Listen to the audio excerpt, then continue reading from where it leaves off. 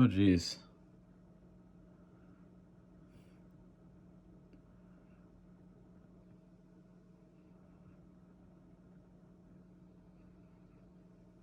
Alright, so this is over here. This is my Scarab God deck. So I'm just going to put each of these cards down and talk about them very briefly. Because I'm bored. Crypt Breaker. It's going to help me draw cards, get some stuff in the graveyard, make some zombies, which the whole synergy of the deck is going to be playing control, and then making some 2/2 zombies, doing some reanimation. It's a little split right now, so I still need to play test with it a bit more, but we're just going to see how it goes. Baleful Strix. Again, this is just going to help me draw a card. It's also a really good creature for getting through for some damage. It's a good blocker. I have, sort of Feast and Famine, which we'll talk about later, which is really, really good on the flyer. So that'll be worth it. Snapcaster Mage, just to recur some of the instants and sorceries that we'll get to a little bit later. Fleshbag Marauder. Notably, it's also a zombie, which is great if I do want to play it to get some extra value off of any other triggers or scries. But mostly when it reanimates, it's an edict, and then here, just playing it as an edict is useful. Murderous Rider, it's removal. A little bit of life gain. It also goes back into the library, so it's some sort of like semi-recursive thing. It's not like we're going to be able to fetch it very easily, and I don't think we really would, but just the extra effect there. Atris, Oracle of Half-Truths. So this is essentially a fact or fiction on a card. I don't know how it's going to go, but it's a lot of fun. It's blue-black, so ideally I can make it work. If not, we have some stuff we can put in. Gaunty. So this is going to be more of the controlling side. Trying to see which opponent has the best game plan for being disruptive, and I'm probably going to end up looking at their deck. But yeah, it's just Gaunty. Notably, he has Death Touch. Enter the battlefield. Really good with any sort of reanimate and my Scarab God triggers. So, let me do this. You can still see Scarab God. Nice. Okay. Hostage Taker, another enter the battlefield effect.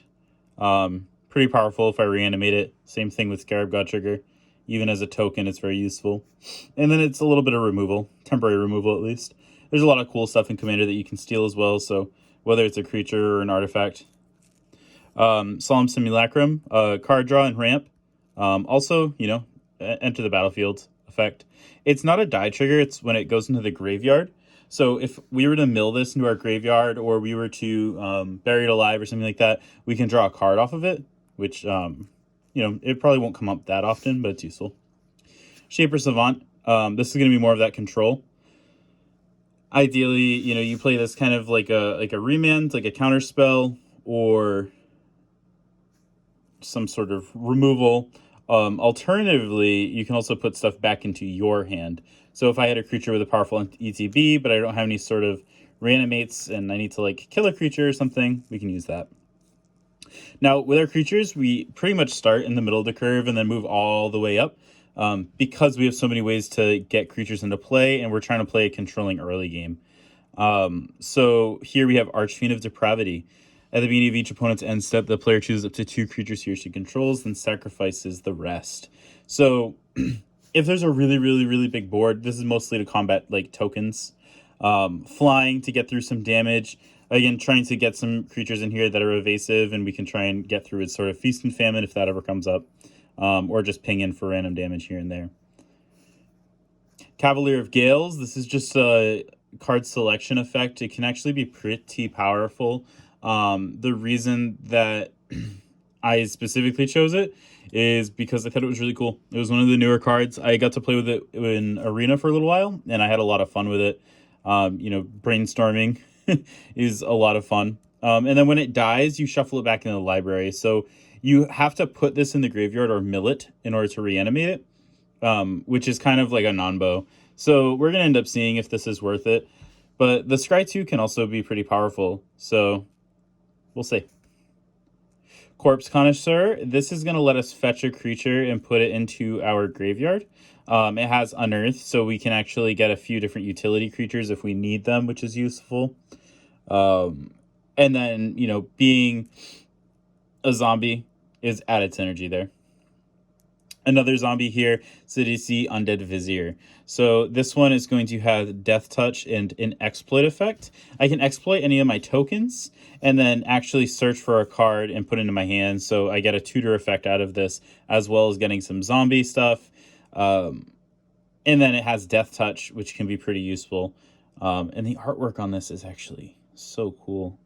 I wish I could see it better, but the lighting here is bad. Vengeful Pharaoh, another zombie. This isn't zombie tribal, by the way. I wanted to make sure that I stayed away from what a lot of other Scarab God decks were doing, which was straight up zombie tribal. I wanted to play a little bit more controlling, try and get some of the reanimation shenanigans out. I wanted the deck to be able to function without Scarab God. The people I'm going to be playing with are not comboing out. It's not like I need to build up the craziest, most powerful board.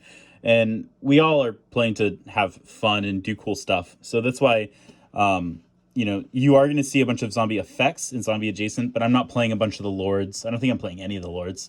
And you're going to see just, a lot of cool, like nostalgic, fun cards that really make blue-black feel cool. But Vengeful Pharaoh, a Death Touch zombie. So again, ways to take care of stuff. The cool thing about this, though, is that if this is in your graveyard, it kind of steers people away from wanting to attack you. If they wanted to swing in with, a fully equipped creature, you can just kill it. And that can be pretty powerful. The downside of Pharaoh, though, which did come up for me, if you have 7 cards in hand, no way to cast any of those cards, so I got stuck on 1 mana, and then Vengeful Pharaoh's in your graveyard, your opponent can essentially lock you out of drawing cards and casting anything. Which with this deck, where the CMC is so high, if you are short on lands, that can be a problem. So as I build up this deck and kind of tune it a little better, we may end up seeing more ramp, and hopefully that Vengeful Pharaoh effect does not happen again. Consecrated Sphinx, everybody knows this one. My opponent draws cards, I'm drawing cards. It's just a very, very, very powerful card advantage effect. This is going to let me get over hand size and start discarding anything that I need to, or just start finding solutions for problems. Draining Whelk. This is a counterspell, but stapled onto a creature. It having flash is important. And then if I were to reanimate this at instant speed, or if I were to do my Scarab God trigger, when it comes into play, we're countering that spell and putting counters on this. It's flying and evasive. It's basically everything that I want out of a creature in a control deck. Grave Titan. I've had this card since it came out. I did the promotion and got it, and that is why it's in the deck. But it does make 2/2 zombies on ETB and attacks. And Death Touch. Notable black effect. Kokushu, the Evening Star. When this is put into the graveyard from play, each opponent loses 5 life. So if I buried alive this, it's very powerful. I can then reanimate it and sack it somehow. It does just a bunch of damage to everybody. People are going to want to get this exiled and out of the game, because it can totally, in the right situations, I'm gaining 15 life, 30 life if I'm able to reanimate it and sack it immediately. Very powerful. Massacre Worm, another big threat. This also is going to help deal with some smaller creatures. If I'm able to get it out early enough in the game before they're pumped up, you can take out a lot of different tokens, which is nice. Noxious Gear Hulk is going to be another way to take care of destroying creatures. It also gets you a bit of life gain. This deck can take some hits, so there's a few incidental life gain sources that can be pretty monumental. This card is insanely fun to play with. Agent of Treachery. When it enters the battlefield, I just gain control target permanent. So that could be anything. And it can be, that's a very powerful effect. The other thing, too, is that I just get those. They're mine. So it's not contingent on him being on the battlefield. So that second effect here, at the beginning of my end step, if I control 3 or more permanents that I don't own, I draw 3 cards. So I can reanimate this. I can mess around with it a little bit. I believe there's, I could use Venser, Blanket. There's a few different ways that I could actually own a few different permanents that are not mine and get that card advantage. It won't come up too often, but it's interesting enough as an enter the battlefield effect to, kind of swing a game in the right way. Runescar Demon. This is just another big dude, but the big benefit is that it has Demonic Tutor stapled onto it. This is going to let me fetch for an answer. There's a bunch of different ways to get him out really easily and get that enter the battlefield trigger going off. Sepulchral Primordial. This is a big one. A lot of people are scared of this guy, and the art is sick. It has Intimidate, so more evasion. And then we're going to be able to put some creatures in the yard into the battlefield. Again, a cool way to do this is if your opponent has any sort of graveyard synergies, you can take their biggest, baddest thing. If there's any sort of creature stapled onto their with a graveyard killing effect, there's a lot of different good stuff that you can put in there. Sorry, I'm talking a lot. So this one can be really, really fun. Really fun. Sheoldred the Whispering One. This is just, huge bomb. If this isn't taken care of, it can just take over a game. It's putting stuff onto the battlefield that I want, and then it's taking out creatures from my opponents. Swamp Walk is just, a little bit more evasion, and then Sheoldred is just a badass. I remember actually getting this card in a New Phyrexia pack a little bit after I was getting big into Standard at the time. And I always wish that 7 mana was playable. And we found a way. Liliana Death's Majesty. So this is another reanimation. It's also going to make some zombies. And then if we really need it to, and it lasts, it can be a board wipe. If I'm able to tick this up 2 times, then my opponents know at any point in time in the game, I have the ability to just wipe the board. And they have to deal with this. And they have to know that it's a threat. You can play a little bit of politics with this and make sure that people don't attack you. There's all kinds of fun stuff that you can do here. Brainstorm. Don't need to get into some of these spells because they're pretty straightforward. But, early game card draw helps me get some stuff into my library if I don't want it in my hand. Entomb. This is going to be a tutor since we're a graveyard deck. This is basically helping us extend our graveyard as part of our hand. Taking advantage of that old art too, which is cool. Another tutor here, Mystical Tutor, helps us find our answers, counter spells, board wipes. Reanimate, taking advantage of that graveyard and actually putting it to use. This is a amazing Magic card. And that art, this art is just so cool. I wish this whole deck was an old border. It would make me so happy. And you're going to see a lot of counter spells in here that is pretty straightforward, so I'm going to probably sweep through them. But Swan Song, great counter spell, 1 mana. Vampiric Tutor helps you get some cards at instant speed, so you can do this on your opponent's end step right before your turn. Counter spell, again, we're getting on that controlled game plan while we set up our graveyard and all of our big threats. Counter Squall, another counter spell, but with some life damage. Cyclonic Rift. This is a huge card with the overload effect and things like Snapcaster Mage and being able to just recast it if I need to. You can just turn a game around and actually save the team if you have any sort of alliances going on. Demonic Tutor. Just getting some stuff. Remand. This is a good card. You can also ask an opponent to cast something, and then you can counter it to get a card draw if you really need it. I did that once to get a land, and it worked. Buried Alive. We have a bunch of stuff that needs to be in the graveyard. This is, again, just another tutor. This is putting up to 3 creatures into my graveyard.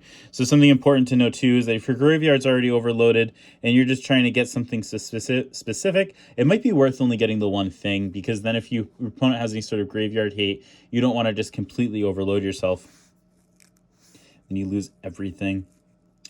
Disallow. This also lets you counter triggered abilities and activated abilities. So this can be pretty useful if there's any sort of commander effect or some sort of board effect that your opponent's activating. Read the Bones. This is in here to get some card advantage. We have such a high life total that losing 2 life doesn't matter. So scrying 2 and drawing 2 is actually pretty powerful. Windfall. This is awesome. There's actually a couple ways that you can, it's like Cyclonic Rift and then cast Windfall, and then everybody has to just get rid of everything they originally had. This is a super fun card to play with. Also, just, you know, them discarding their hand means that you have sepulchral primordial targets. This is just a really fun one. Cryptic Command is here to play more control. Damnation, once again, being able to take out the board from your opponent. Fact or Fiction. This is an instant, which is great. You can also put some stuff in the graveyard. So if your opponents haven't caught on yet that you're a graveyard synergy, you can totally get them from, you know, nowhere just by, you know, they put some crazy thing in the graveyard. They might get the idea that you're going to reanimate it, though. Rewind. This is awesome. If you have Fact or Fiction, and then you can rewind and counter something first and then still have the mana up for Fact or Fiction. Great card. Evacuation, another board wipe. It's returning all creatures to owner's hands, so they can still recast things, but...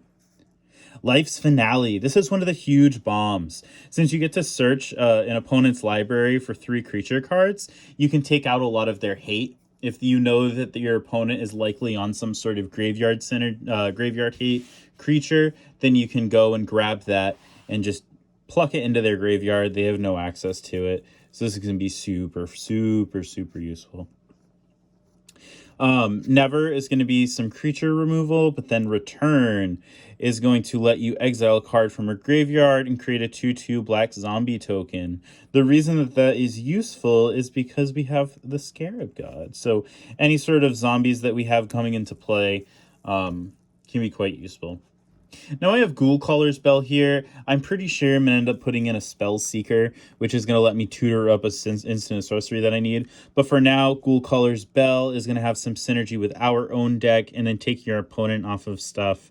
If my opponent scries something and leaves it on top, I can leave Ghoul Caller's Bell untapped for that kind of scenario and just shove their cards into the graveyard. Soul Ring. I play Commander. Altar of Dementia. This was where I was talking about sometimes you want to sacrifice your stuff. If there's an exile effect, I can sack everything instead, so I can still take advantage of reanimating it, and then being able to mill things if I need to. If I need to mill a couple zombies to try and get through my deck and find a good target in case I have no tutors, this can be quite useful. I have a Signet here for some mana fixing. A Felwar Stone, again, ramp, mana fixing. Talisman of Dominance, same deal. Sword of Feast and Famine. So we have a lot of creatures in here with evasion, and I have a lot of ways to spend lots of mana. So being able to kind of take advantage of making my opponent discard, as well as untapping all my lands and making advantage of that mana is awesome. Also, I love this card. Look at it. Just look at it. And protection from black and green can be pretty useful. Those are the big removal spells are, so. Playing non-land cards are anytime you could play an instant. Just a super powerful effect from Vidalcan Orrery. Not really too much to say here. Paradox Haze.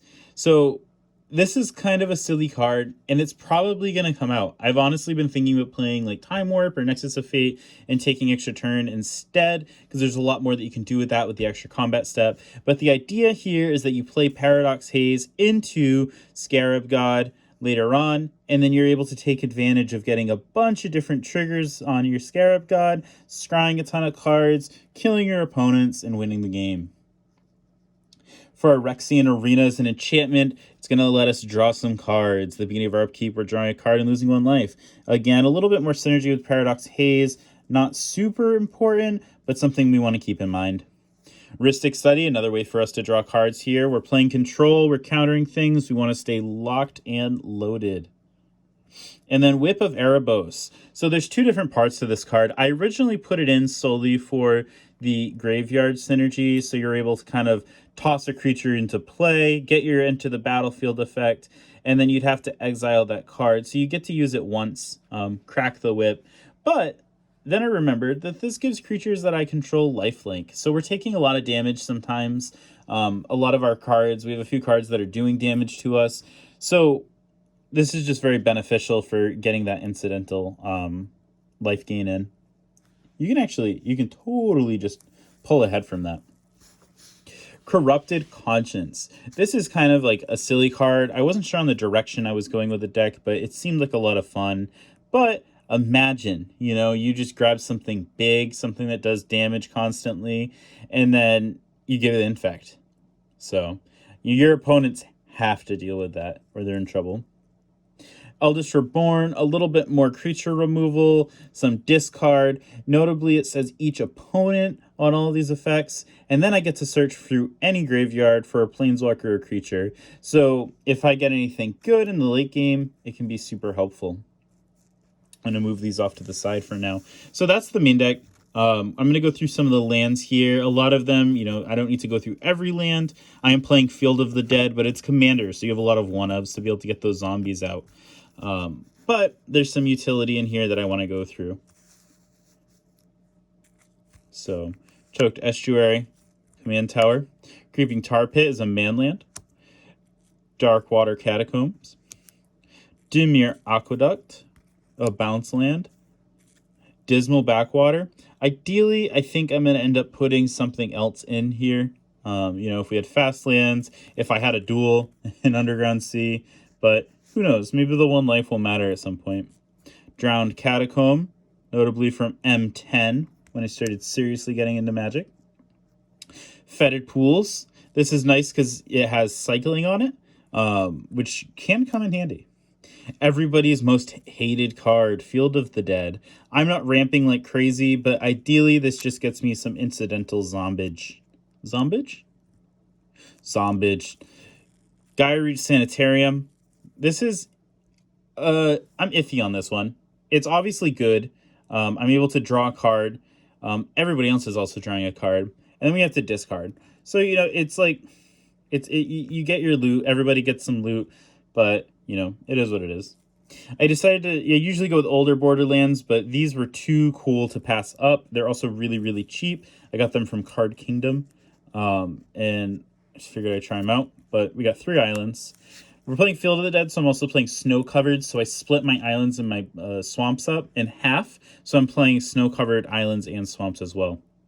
Same thing with Jwar Isle Refuge on the fact that it enters tap, it gains me a life.